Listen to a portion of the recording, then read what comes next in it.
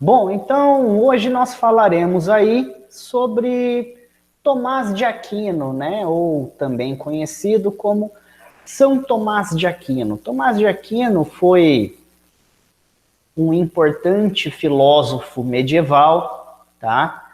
Um importante filósofo da Igreja Católica, da Ordem Dominicana, viveu no século XIII, e como vocês sabem, aí o monopólio de todo o conhecimento no período medieval, na Europa, era da Igreja Católica. Então, assim como nós estudamos aí o Santo Agostinho de Hipona, ou Agostinho de Hipona no início do período medieval, tá?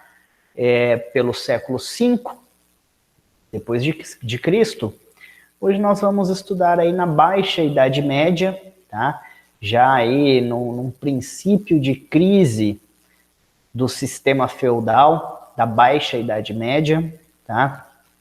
A filosofia e a teologia de Tomás de Aquino, ou de São Tomás de Aquino, né? Também como é conhecido pela Igreja Católica, por ser considerado aí um dos doutores da Igreja Católica, né? Ou seja, talvez o maior nome, tá? O maior nome da doutrina católica, aí da doutrina católica romana, tá?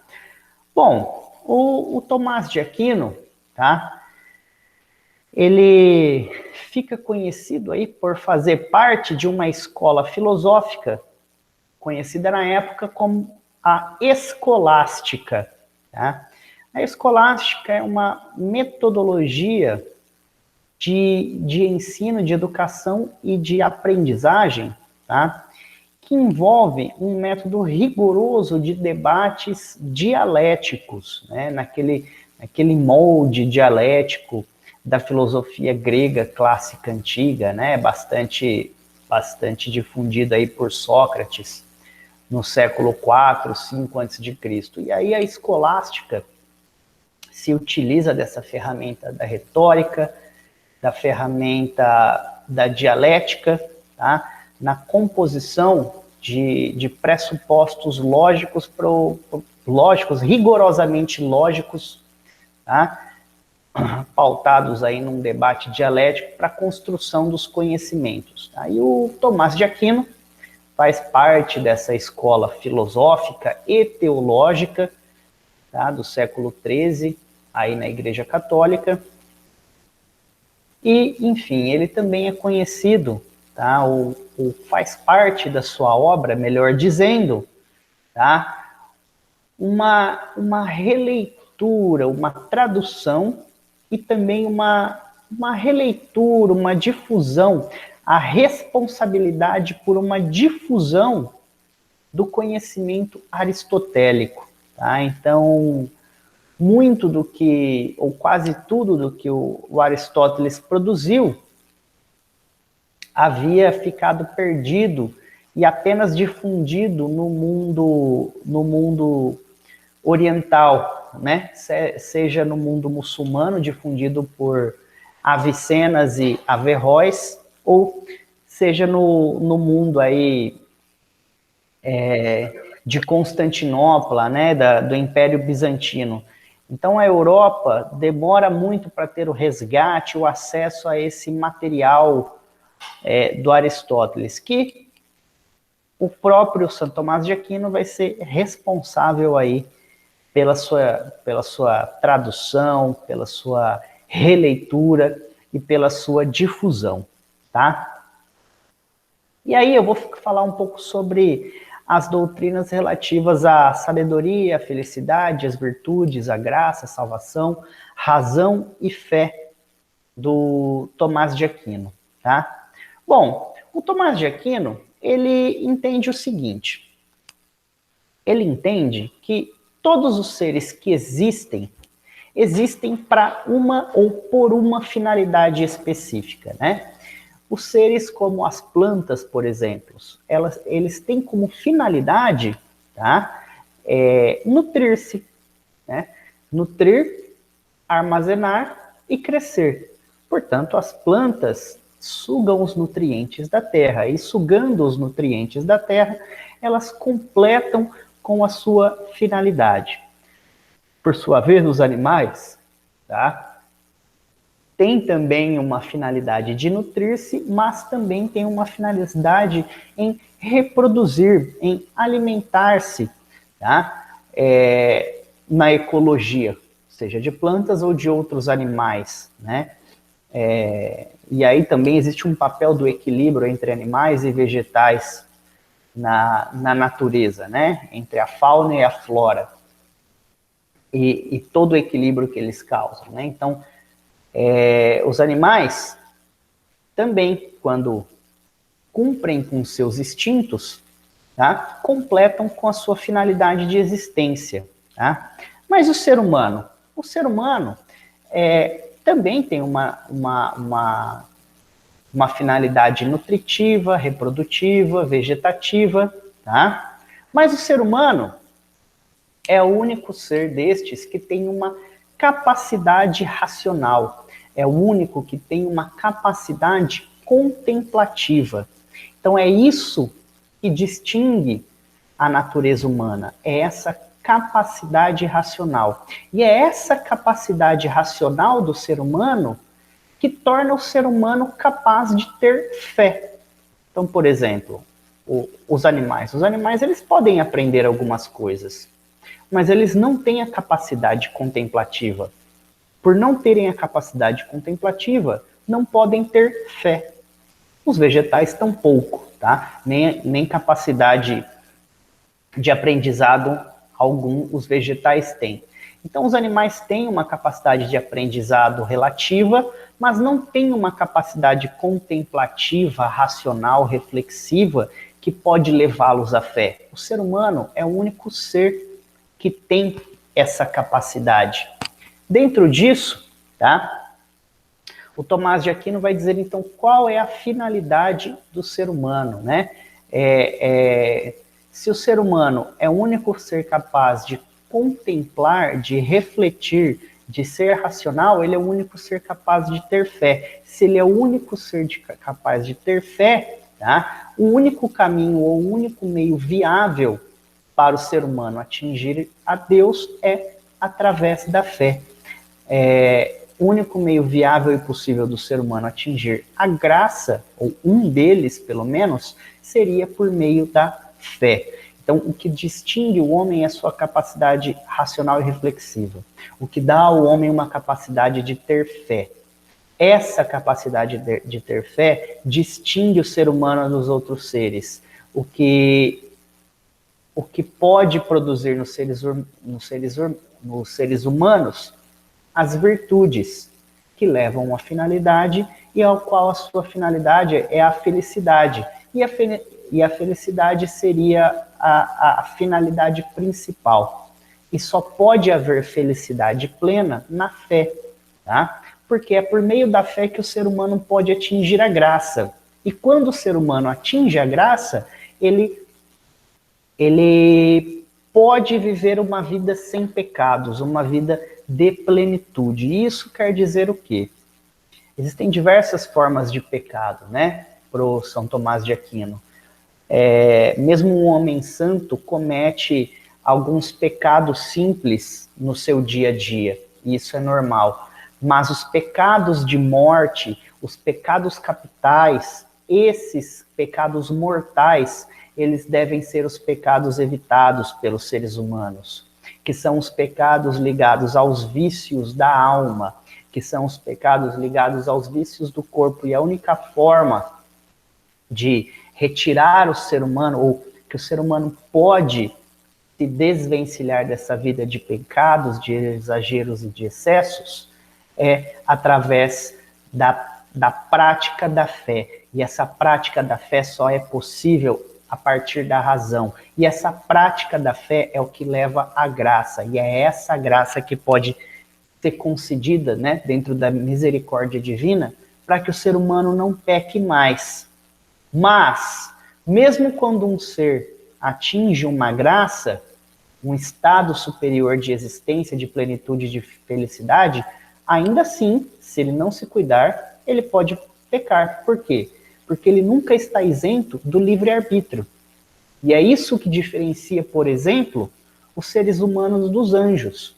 Tá? Quando Deus cria os seres humanos, eles criam os seres humanos acima dos anjos. Mais perfeito que os anjos. Por quê?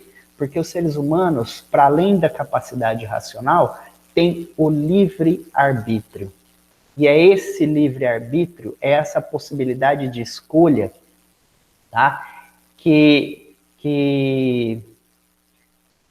intenciona ou que tensiona o ser humano para a justiça divina. É justamente para a prática da justiça divina que o ser humano tem o livre-arbítrio. Então, Deus cria o ser humano com a capacidade de ter fé, com a capacidade de adorar, para que ele possa gozar, né, da graça divina, de uma vida sem pecados, né? Mas, para isso, ele precisa atingir ou retornar a um estado de justiça divina. Por isso que existe o livre-arbítrio, que deve ser uma conquista humana. O ser humano deve conquistar esse direito da justiça divina a partir da prática, tá, virtuosa do livre-arbítrio, que é a prática do livre-arbítrio onde não há pecado. E aí, dentro dessa ideia, o Tomás de Aquino, né, ele vai debater um pouco sobre a origem do mal, ou melhor dizendo, a definição do que é o mal. Tá? E aí, para o Tomás de Aquino,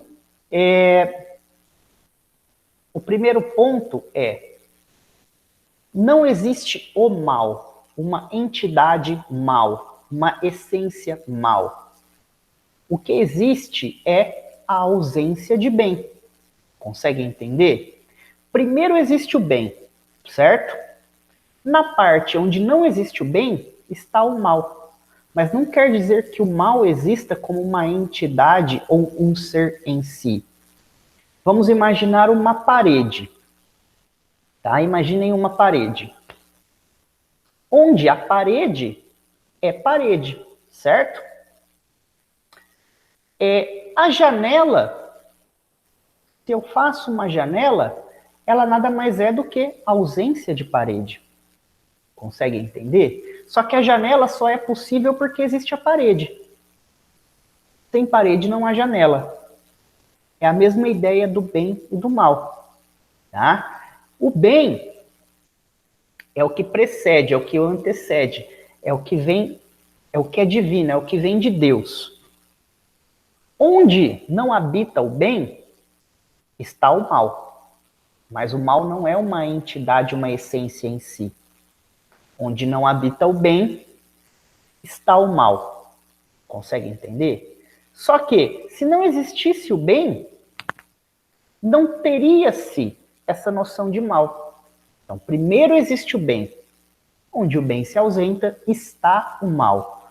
Não como uma essência ou um ente, mas sim apenas como uma ausência do bem. Só que existe uma coisa, né? Existem aqueles que portam o mal, né? Então, imagina só, não existe o mal como uma entidade ou uma essência, mas em quem não se pratica, em quem não mora, em quem não habita o bem, porta-se o mal. Consegue entender? E portar o mal é uma forma de pecado. Por isso, a prática do bem é uma prática virtuosa. E ela pode te levar à graça, né? As virtudes, a graça, e aí dessa graça, o verdadeiro estado de plenitude e felicidade, que é atingido por meio da fé. Tá? E aí, dentro dessa ideia, o Tomás de Aquino vai dizer, olha, o ser humano é o único ser racional. Portanto, se ele é o único ser racional, ele é o único que pode ter fé. Ele é o único que pode contemplar o céu o divino, o celestial, melhor dizendo, a partir da fé. Então, o ser humano, ele tem a razão para que ele possa contemplar e identificar Deus. Para que, identificando Deus, ele consiga entender Deus como a causa de tudo, inclusive como a causa da própria existência. Então, é na identidade, é na busca, é no reconhecimento da existência de Deus que o ser humano pode passar a compreender, ou passa a compreender, a sua existência e a existência de todas as coisas. O ser humano existe para que ele um dia possa ver como Deus, pensar como Deus, sentir como Deus, entender como Deus, não ser Deus, mas para que ele possa, a partir da sua razão e da sua fé, atingir esse estado de graça, esse estado divino, tá? Que é onde coloca o ser humano como reconhecente ou recognoscente, tá? Da graça divina como o primeiro motor, o primeiro motivador, a causa primeira da existência de todas as coisas, tá? Que é a causa criadora. Porque o ser humano é criado do nada. Já Deus sempre existiu. Então, o ser humano como criatura, tá? Precisa identificar-se no seu Criador. E é todo esse processo que transfigura-se numa elevação, tá? Que é o ato de atingir a graça, que é o ato de atingir a sabedoria, tá? E é essa sabedoria que faz parte do divino, que faz parte do tocar, que só é possível através das experiências sensíveis, através daquilo que nós podemos tocar, sentir, sofrer, doer, e a partir disso então, daquilo que podemos aprender do mundo, daquilo que devemos constatar do mundo, da verdade do mundo que nós podemos constatar, para depois nós então podermos, então primeiro nós contemplamos a verdade, buscamos a verdade do mundo, para depois nós ordenarmos essa verdade no mundo, tá? Para que a gente possa praticar essa verdade no mundo.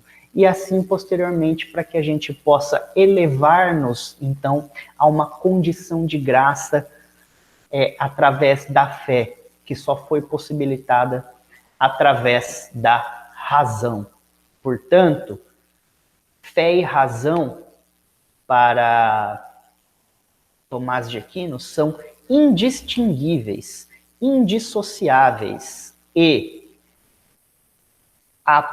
é a razão que possibilita a prática da fé, e é a prática da fé que possibilita a ação virtuosa que leva ao bem e que leva à elevação, à graça e à misericórdia, no que leva o homem ao reconhecimento do divino e do divino como a si mesmo, e assim como o motor primeiro e a causa da existência de todas as coisas. E essa é o verdadeiro sentido de graça e felicidade, e esse é o verdadeiro sentido de vida e de busca, né, para todos os seres humanos dentro da filosofia de São Tomás de Aquino. Certo?